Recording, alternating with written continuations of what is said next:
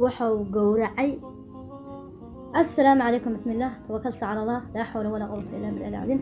أصحابتي القادة سوري وهذا وولاشن إكرام شانل كنا وشانل كإكرام دايمون شانل ماي فاميلي جيجم حقيقة بدتين حقيقة سوبيسين شرف عليهم سيدا إيدي رجلسين سيدا إيدي رفتين وحقيقة هاي فرحت ما شاء الله. شرف إكرام كلكين أهاتو ماي فاميلي جيجم سيدا إيجا برتين سيرة رسولك عليه الصلاة والسلام أيا إيدين وضع طيب بدن أيا إيدين صوّلا إن شاء الله وركينا أنا واحد من كفا إيدين.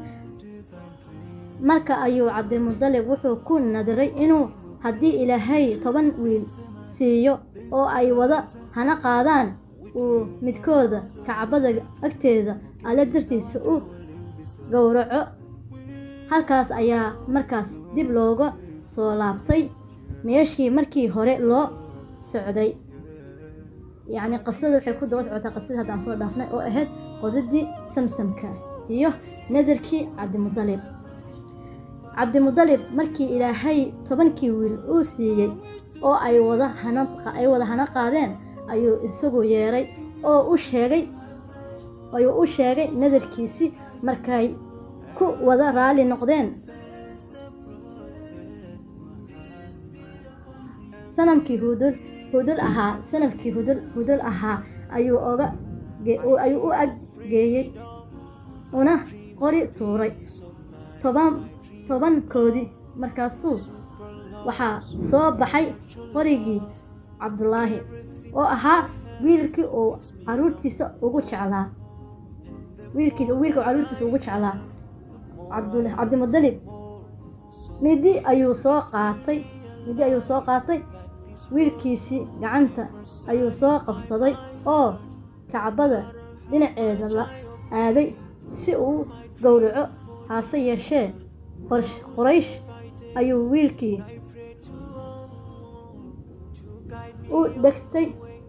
ku dhagtay oo u diiday inuu gowraco siiba atiyaashiisi reer bani maqsuum.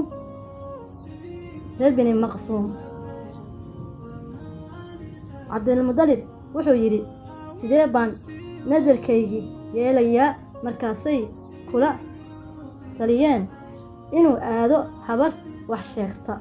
habartii markuu u tagay ayay ku tidhi magtiinu waa meeqo. markaasuu ugu jawaabay 10 halaad. kadib ayay tidhi 10 halaad iyo isaga u qori tuur. haddii ay 10ka halaad soo baxaan gowrac, haddii isagu soo baxana geeli kordhi. yani geel kale ku tar oo 10 kale ku dar. ka dib sidaa geela ugu kordhi oo haddaba 10 ku dar ilaa uu geeli uu soo baxo oo rabbigiisa ka raali noqdo.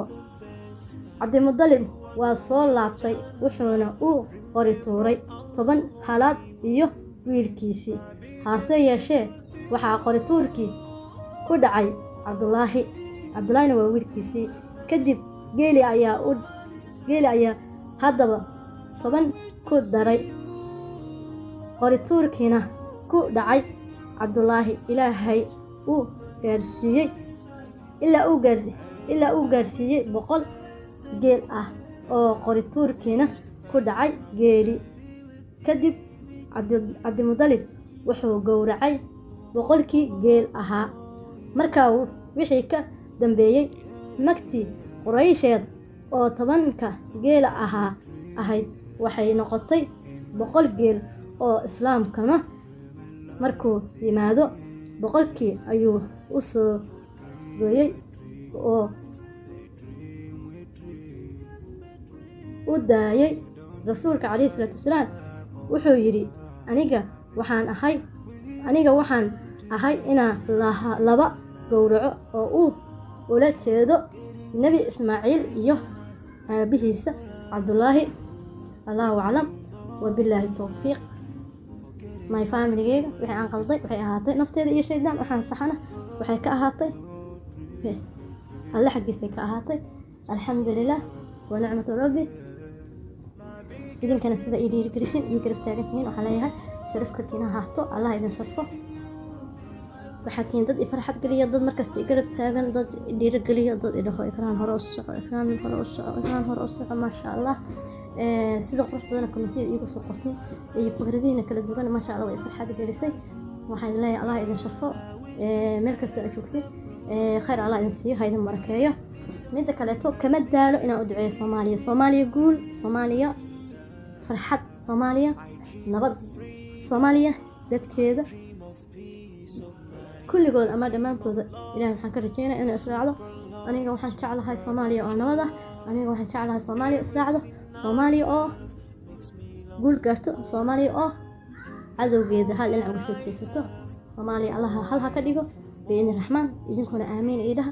aniga waan jeclahay Soomaaliya nabad inay noqoto, dadkeeda dad wanaagsan, dad isjecel, dad iska riftaagan, dad isku heliyo, dad cadow iska celiyo ee ayaga cadow isku noqonin.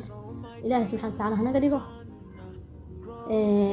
dad khayrka isbaro, iskula dardaarmo, xumaantana iska reebo, isku sheego. ilaahay hanaga dhigo.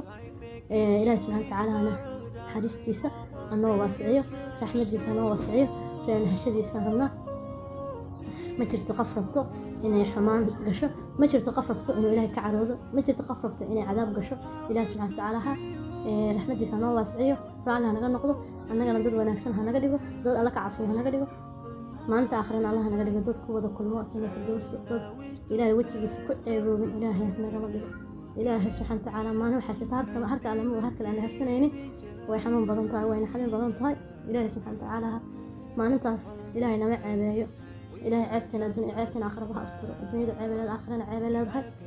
fidnada cadaab qabriga iyo cadaabta cadaab qabriga ilaahay naga badbaasho, iyo siraadka cadaabtiisa ilaahay naga badbaasho. ilaahay addooman uu raali ka yahay naga dhigo, addooman markasta iska riftaagan oo ilaahay raallihashadiisa iskula joogto, ilaahay raallihashadiisa isku garab istaagan, ilaahay raallihashadiisa wax iskugu sheego. ilaahay hanaga dhigo, ilaahay hanaga dhigo dad xumaanta iska reebo. badankeena ma nihin sidaas, laakiin ilaahay subxaana wa tacaala aan ka rajeynayno inuu ilaahay sidaas naga dhigo biidni raxmaan. my familygayga sharafaa leedihiin, sida ii dhiirigeliseen, allah idin barakeeyo. wabilaahi tawfiiq. kulankan kulanka ku xiga intaan ku kulmayno sidaas iyo fi amaanillaah, meel kastoo dunida ka joogto.